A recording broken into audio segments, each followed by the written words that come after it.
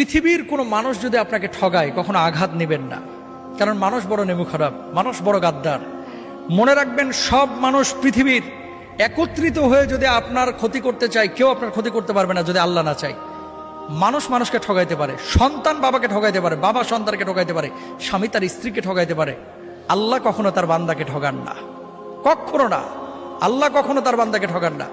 বরং ডাকার মতো যদি ডাকেন, আল্লাহকে বলার মতো যদি বলেন, সে আল্লাহ সুবহানাহু ওয়া তাআলা আপনার ডাকে সাড়া দেবেন। আপনি মনে করছেন যে এত ডাকলাম আল্লাহ তো সাড়া দিচ্ছে না, কে বলছে দেয় নাই? কিছু কিছু সময় এটা আপনি বুঝতেছেন ভুল। একটা সময় ধরেন, আপনি যখন আপনার বয়স 7 বছর 8 বছর ছিল, 5টা টাকা পাইলে মনে করতেন লাইফের এটাই সবচেয়ে সুখের মুহূর্ত, কারণ 5 টাকা দিয়ে এখন একটা আইসক্রিম কিনে খাবো। কিন্তু ওই সময় যদি 5 কোটি টাকা আপনারা দেওয়া হতো, 5 কোটি টাকার ভর আপনি সামলাইতে পারতেন না। এই 5 কোটি টাকা আপনি কি করবেন, তাই না?